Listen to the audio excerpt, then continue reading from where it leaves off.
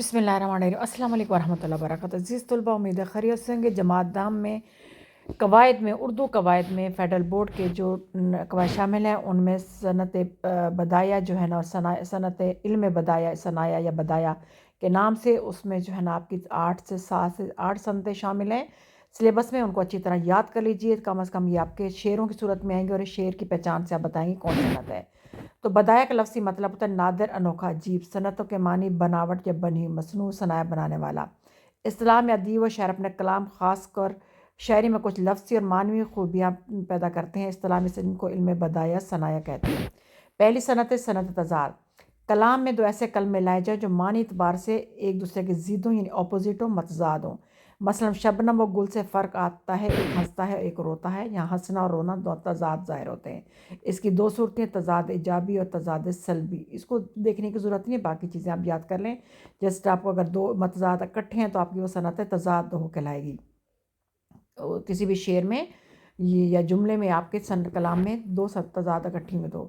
اس میں صنعت مرات و نظیر۔ مرات و نظیر سے مراد ایک ایسی شعری صنعت ہے جس میں باہم مناسب رکھنے والی چیزوں کو ایک جگہ ذکر کیا جاتا ہے اور نسبت تضاد تقابل کے علاوہ ہوتی ہے۔ اس کو چھوڑ دیں آپ۔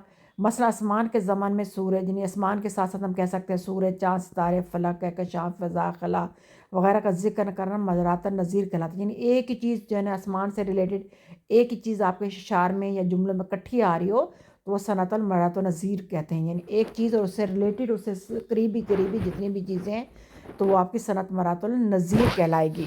ٹھیک ہے، اس کو اچھی طرح سمجھ لیے۔ صنعت مرات النظیر میں ایک جیسی چیزیں اکٹھی کہلائیں گی۔ مثلا پہرے بیٹھے ہیں قفس پر کہ ہے سیاد کو وہم، پر شکستوں کو بھی ایک ربط ہے پرواز کے ساتھ۔ یہاں پہ شعر میں قفس، سیاد، پر، پرواز سب ہم مناسبات الفاظ ہیں، یعنی تالا، شکاری، پر، پرواز، یہ سارے جو ہے نا ایک ہی قسم کی چیزوں سے جو ہے نا وہ ملتے جلتے ہیں، ایک ہی ٹاپک پر ہیں، تو یہ آپ کا صنعت مرات النظیر کہلائے گی۔ اس کے بعد آپ کی اگلی صنعت آتی ہے صنعت تجنیس۔ شعر میں دو یا دو سے زیادہ الفاظ لانا جو ایک ہی جنس کے ہوں، یعنی ایک ہی جو ہے نا وہ کیا کہتے ہیں، یعنی ایک جیسے لفظ ہو لیکن اس کے میننگ جو ہے نا وہ دو ہو سکتے ہیں۔ لفظ ایک ہوگا، ایک لفظ جو دو دفعہ جو استعمال ہوگا اس کے میننگ لیکن ڈیفرنٹ ہوں گے۔ جیسے مثلا جان دی، دی ہوئی اسی کی تھی، حق تو یہ ہے کہ حق ادا نہ ہوا، تو دی اور حق ایک ہی جنس اور معنی سے ہیں، تو اسے صنعت تجنیس یا تجنیس تام کہتے ہیں۔ تجنیس تام کی 10 اقسام ہیں۔ 2 اقسام عام طور پر سکھائی جاتی ہیں، تجنیس تام اور تجنیس محرف۔ غالب کا پیش کردہ شعر تجنیس تام کی مثال ہے جس میں لفظ کے جنسی معنی اور تعداد سب برابر ہیں۔ تجنیس محرف میں ایک شعر کے 2 الفاظ دیکھیے میں ایک جیسے ہوتے ہیں مگر اعراب اور معنی میں فرق ہوتا ہے۔ اچھا، جیسے اعراب اور معنی میں فرق جو ہوتا ہے جیسے ہو سکتا ہے علم، علم، تو یہاں حساب سے میننگ میں ڈیفرنٹ ہو جائے گا۔ اس کے بعد صنعت حسن تعلیل ہے۔ صنعت حسن تعلیل اردو شاعری کی ایک اصطلاح ہے۔ اس سے مراد کسی چیز کی علت یعنی وجہ بیان کرنا جو در حقیقت علت نہ ہو، یعنی وجہ نہ ہو۔ کبھی ایک چیز کی 2 علتیں بیان کی جاتی ہیں۔ حسن تعلیل در حقیقت وہ صفت ہے جس میں شاعر یا مصنف ایسی چیز کو کسی چیز کی علت فرض کرتا ہے، یعنی وجہ بتاتا ہے جو وہ در حقیقت اس کی علت نہیں ہوتی، یعنی حقیقت میں اس کی وجہ نہیں ہوتی۔ مثلا پھول کے کھلنے کی وجہ سے بیان کرنا کہ بلبل کے نغمے پر خوش ہو رہا ہے اور خوشی میں ہنس رہا ہے یا کھل رہا ہے، تو ظاہر ہے اسے پھر یعنی پھول کی وجہ، کھلنے کی وجہ یہ کبھی ہو ہی نہیں سکتی، اس لیے یہ صنعت حسن تعلیل ہے۔ اس کے بعد جیسے مرثیہ میں صنعت حسن تعلیل کا بہت استعمال ہوتا ہے، جیسے جب کربلا میں داخل شاہویں ہوا، دشت بلا نمونہ خلد بری ہوا، سر جھک گیا فلک کا یہ اوج زمیں ہوا، خورشید محو حسن حسین ہنسی ہوا۔ تو اس میں ایسے کربلا میں چیزیں ہوتی نہیں ہیں لیکن جس شعروں میں خوبصورتی پیدا کرنے کے لیے جو ہے نا صرف جو ہے نا شعروں کی وہ اس کے لیے جو ہے نا یہ ساتھ بیان کیا جاتا ہے، شعر کہا جاتا ہے۔ اس کے بعد آپ کی اگلی صنعت ہے صنعت تلمیم۔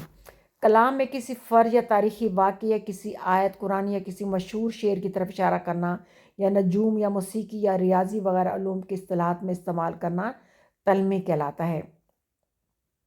یعنی کسی موسیقی نجوم کی طرف ہوگا اشارہ، شعر کی طرف اشارہ ہوگا، کسی آیت کی طرف اشارہ ہوگا، کسی تاریخی واقعے کی طرف اشارہ ہوگا، یہ فرضی یا تاریخی واقعہ بھی ہو سکتا ہے، تو ان سب کے طلب کی جانے والی کیا کہلاتی ہے؟ صنعت علمی کہلاتی ہے۔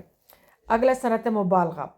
مبالغہ کے لغوی معنی حد سے بڑھنا۔ شعری اصطلاح میں مبالغہ اس صنعت کا نام ہے جس کے ذریعے کسی شے یا شخص کی ضرورت اور حد سے بڑھ کر تعریف یا مذمت کی جائے۔ اگر مبالغہ صحیح طور پر استعمال کیا جائے تو شعر کا حسن نکھر جاتا ہے۔ کل رات ہجر یار میں رویا میں اس قدر، چوتھے فلک پر پہنچا تھا پانی کمر کمر۔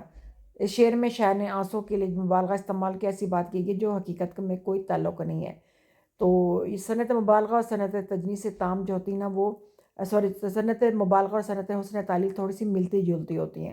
اگر صنعت مبالغہ کا آپشن نہیں آتا تو آپ صنعت حسن تعلیل کا آپشن استعمال کر سکتے ہیں۔ صنعت تکرار۔ کلام میں تکرار الفاظ سے تاثیر یا حسن پیدا کرنا، مثلا طبیعت کو ہوگا فلک چند روز، سنبھلتے سنبھلتے سنبھل جائے گی۔